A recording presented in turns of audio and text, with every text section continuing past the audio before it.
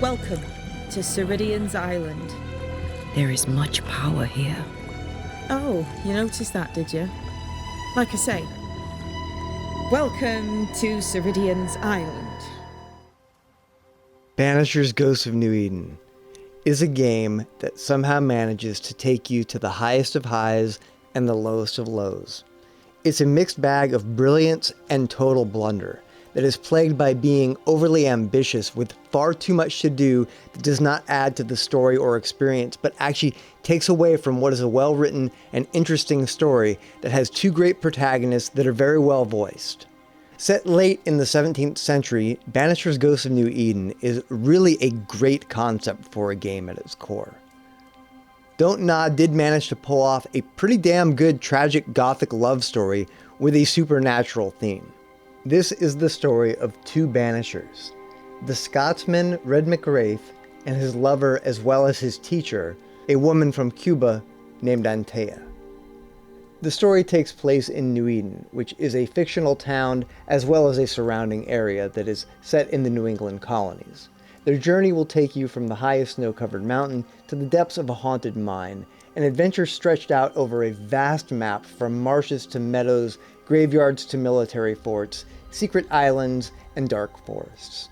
It's actually a pretty well-themed story about love and what lengths a person is willing to go to for love, and how being in love with someone can at times be incredibly selfish. Ultimately, the big choices are left up to you, the player, to decide, and based on your choices, you will experience a different ending to the game. There is always a price to pay for your choices, no matter what. Antea and Red use a pretty interesting back and forth system where Antea's attacks are based on spirit energy that Red generates through his attacks, but depletes as she uses the attacks or takes damage. Red is the only one with a true life gauge, both Red and Antea having their own strengths and weaknesses, which, depending on the difficulty level, forces the player to do a lot of adapting and switching in combat, which is one of the game's best features. There are lots of subtle things to master in combat, from how to break down a guard, pulling off a perfect switch between Red and Antea to gain a buff or activate a special attack, getting a perfect parry, and knowing when to use whose attacks is all key to success in combat. And it's also very fun.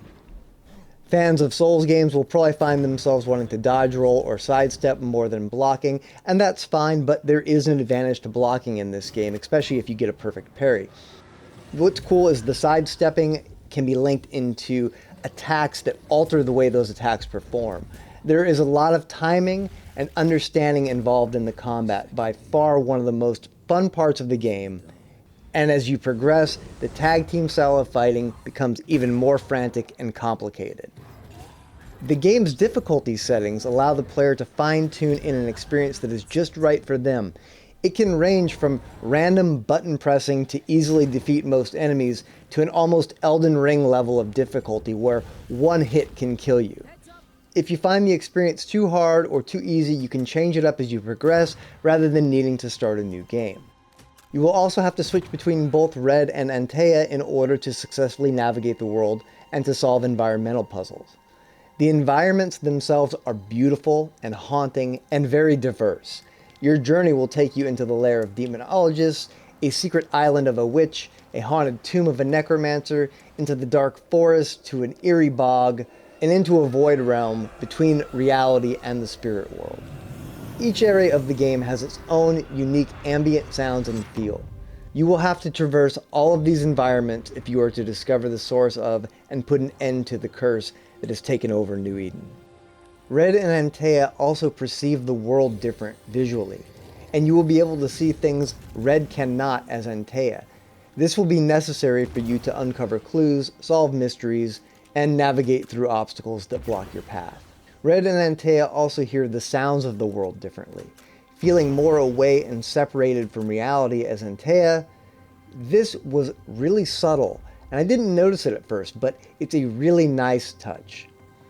However, when it comes to the environment, the game suffers from one of my biggest complaints when it comes to interacting with the environment, and that is you do not have direct control to free climb or jump. Rather, you can only do so in designated areas. In the areas the game allows you to, Red may be able to jump 10 feet, but if he comes to a 1-foot ledge, it is often impassable. They do this to create environmental puzzles, but it's just not believable with some of the objects they use to block the player's path, especially when at times you can completely destroy, climb, or jump similar objects. When the game wants you to, you can blow open walls and fly through the air, but when it doesn't want you to, you may find it challenging to step around a box. It's not the barriers so much that bother me, but the fact that so little effort was put into designing realistic ones. These barriers also affect combat, and one of my only complaints about the combat in this game is that it is almost impossible to skip mob fights you just don't want to deal with. Once you are detected by the enemy, you cannot run past the enemies because your ability to climb ledges, open doors, or jump is disabled. With the exception of one, the boss fights are good and interesting, but unfortunately, there are not a lot of them. I think there is 5 real boss fights in the entire game. While there are lesser bosses in the form of elite enemies you can fight more often, these are optional and not part of the main story. Despite the eerie and foreboding start to the game doesn't really deliver much in the way of being scary or unsettling, any more than the Haunted Mansion or the Pirates of the Caribbean do. And it in no way makes you feel haunted, which is something they could have really emphasized to make this game stand out. Maybe borrowing a little bit from Ninja Theory's binaural audio. As I mentioned, I did enjoy the boss fights, but there is one fight in particular versus an entity called Infamy, where you are essentially on trial and being judged. But rather than being scary and unsettling and tense, which could have easily been achieved in this fight, instead you feel like your trial is being conducted by a Gummy Bear version of United Kingdom judges that are using a voice modifier from a Halloween store, all while you fight a Gummy Bear version of yourself. This is probably the worst mirror fight in any game I've ever played. The game feels overly ambitious and is a perfect example of bigger isn't always better. Unfortunately, and completely unneeded, gathering resources is part of the game and is required for upgrades. But at least it never felt like I had to intentionally go out of my way to farm materials. You will find what you need just by staying on the main path for the most part. There are, of course, treasure chests of all sorts to open. Locked ones, open ones, magically sealed ones, cursed ones, and the boxes will give you various supplies and sometimes new armor and weapons. The supplies you gather can be used to upgrade and improve all of your gear, but you can actually play the game with the gear you start with and just upgrade it all the way to its max level and easily finish the game. So getting new weapons and new armor isn't really the rewarding experience it could have been. There are multiple skill trees that can be leveled up. Red gains skill points by leveling up the traditional way, gaining experience through combat, completing quests, and just defeating bosses and such. While Antea's part of the skill tree requires you to solve haunting cases, which are part of the main storyline. But if you want to fully unlock her power, you're going to have to do a good deal of the optional haunting cases, which bounce between interesting and engaging and boring and repetitive. I do, however, really appreciate the fact that you can refund and retalent your build at any rest spot for free and without any penalty. As a result of the abundance and diversity of the optional content, from puzzles and side quests to summoning scourge fights or traversing the void, it actually works against the game and takes you away from the main story. And that's where the game really shines. There are parts of it that feels generic, that feels forced, and some of it feels unfinished, which results in a lot of bloating with elements designed to create artificial player retention, which can be completely detrimental to the experience, especially when the time investment really doesn't ever feel like it's worthwhile or pays off. There are moments of absolute brilliance in this game, in both storytelling and combat, and it's these moments that drive you to keep playing the game.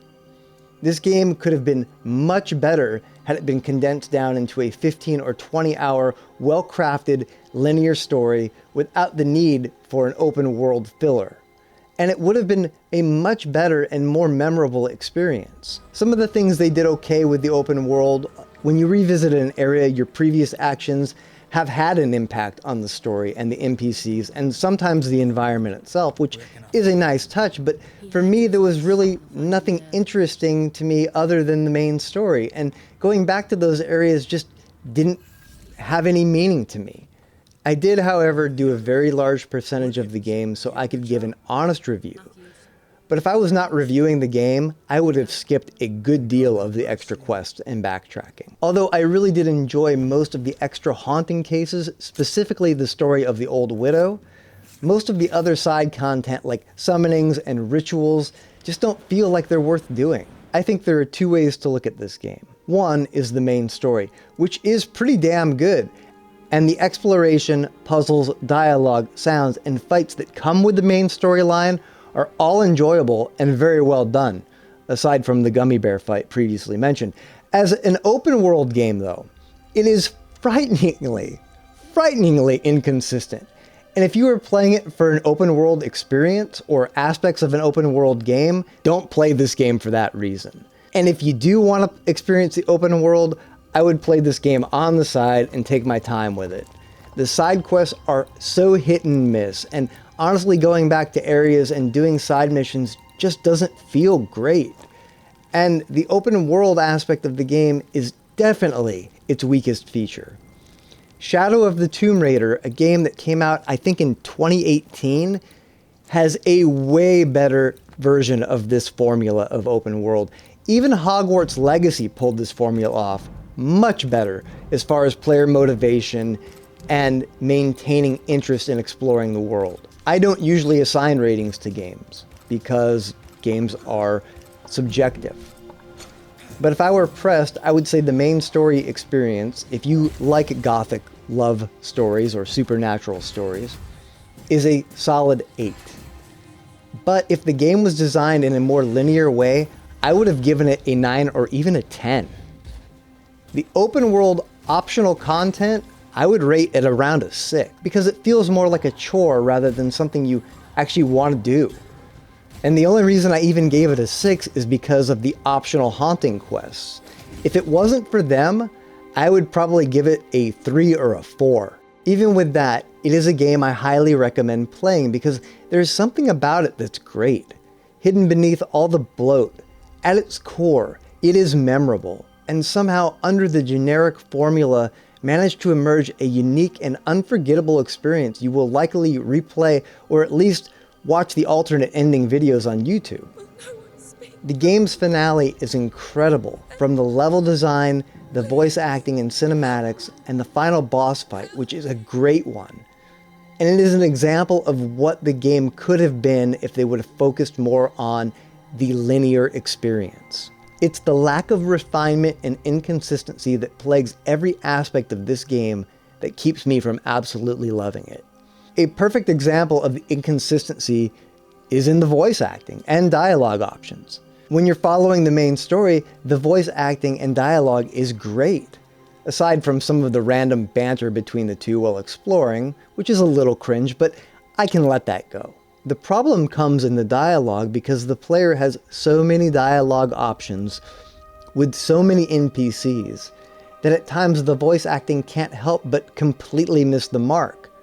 This is not a performance issue on the actor's part, but an inevitable result of the game's design. Sometimes the dialogue and responses are completely inappropriate depending on when you speak to the NPC. And since the dialogue options never disappear, if you skip over some of them early, you can find yourself having some very strange conversations later in the game. Fortunately, there is a lot more good in this game that will keep you playing. As far as the open world goes, it actually takes a while before it becomes truly open. This isn't like a Elden Ring Red Dead Redemption 2 type open world. You will have to learn new abilities to bypass obstacles.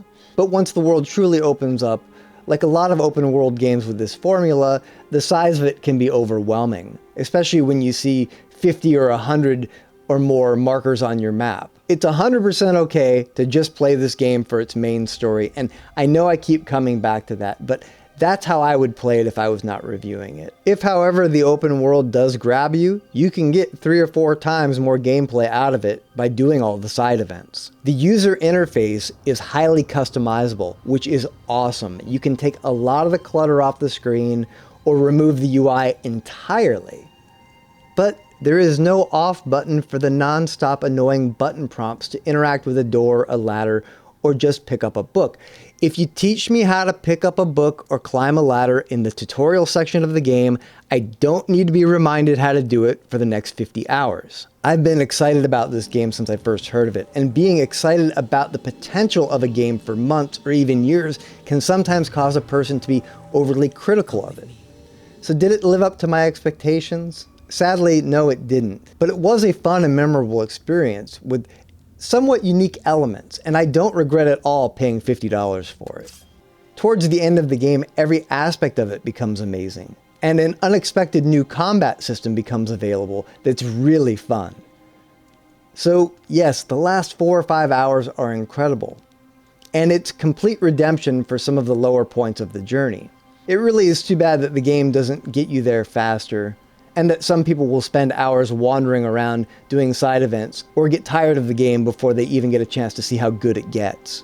The game does have some heavy Puritan and Christian themes in it. It heavily explores the witch trials as well as addresses a great deal of intolerance issues, and some Native American references as well. And it shows how some people use the concepts of good and evil and God and the devil to further their own power and feed their best interests. It feels very appropriate for the location and the time period, being 1697. And while the game is fictional, I think the goal here was to create an accurate reflection of society back then. As I am neither a professor of history or a Christian, I cannot speak to how this game feels to play as a Christian or to its authenticity.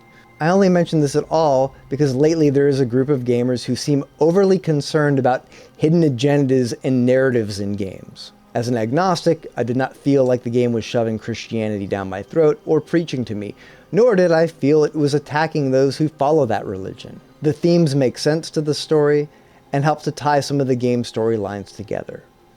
What's interesting about the tie into Christianity is as Red, you can't help but feel almost godlike with every encounter ending in you deciding the fate of someone's soul. I played this game on PC, and I tried it with the DualSense and the Xbox controller, as well as mouse and keyboard. There's nothing worth mentioning when comparing the two controllers that makes one feel better than the other. So I'd say if you're going to go with a controller, use whichever one you're most familiar with. The vibration feedback into the DualSense and the Xbox controller are just basic and generic. The game does not use any of the DualSense technology to improve the game, at least on the PC. It does feel a bit smoother with the controller. It's also really nice to be able to control your movement speed precisely, which is something a keyboard just can't do. But I personally preferred the keyboard and mouse combo, especially as I unlocked more and more abilities. I do realize this was a really long review and most people will probably have never made it this far, but I really wanted to paint a real picture of this game. The early reviews are way off the mark in my opinion. And that is a common problem with early access reviews and game publications. There is far too much game to cover accurately without spending at least 60 hours in the game. And there is plenty more than that to experience.